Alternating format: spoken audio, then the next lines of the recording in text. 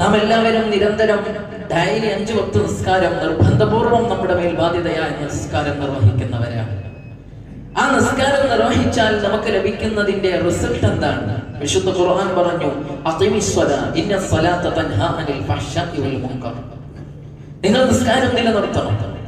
നിസ്കാരത്തിന്റെ റിസൾട്ട് അല്ലാഹു തആല പറയുന്നു,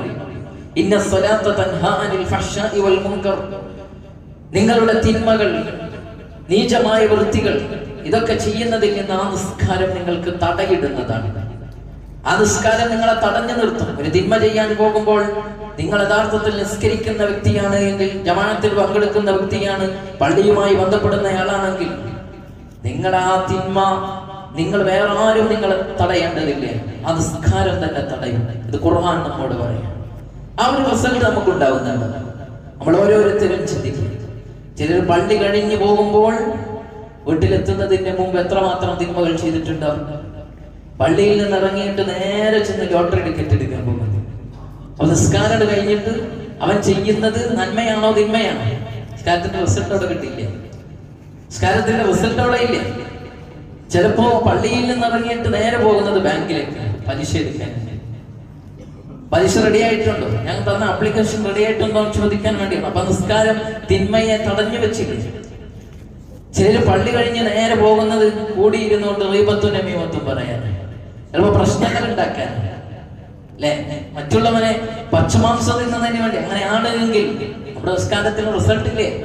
അയ്യൊക്കെ അഹ്സനു അമൽ ആയിട്ടില്ലേ?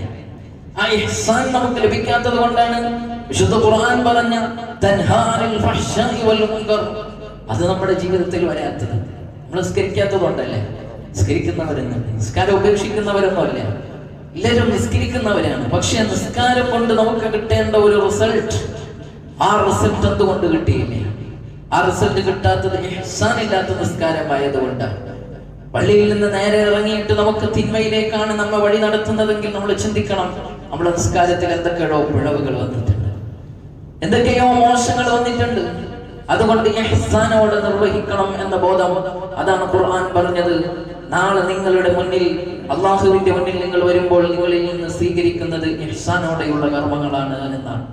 ഇന്നിപ്പോ പൊതുവായ ധാരണ തന്നെ എന്താണ്? നിസ്കരിച്ചാൽ മതി, പിന്നെ എന്ത് തെറ്റ് ചെയ്താൽ കുഴപ്പമില്ല എന്നതാണ്, അല്ലേ?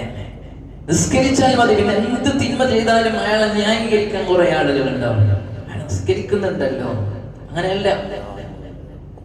അദ്ദേഹം ചെയ്യുന്ന തിന്മയും അതിന്റെ ശിക്ഷയും അതൊക്കെ അല്ലാഹു തീരുമാനിക്കും. പക്ഷെ നിസ്കരിച്ചാൽ മറ്റു തിന്മകൾ ചെയ്യാനുള്ള ലൈസൻസ് ഇല്ല. നിസ്കാരം മറ്റുള്ള തിന്മകളെ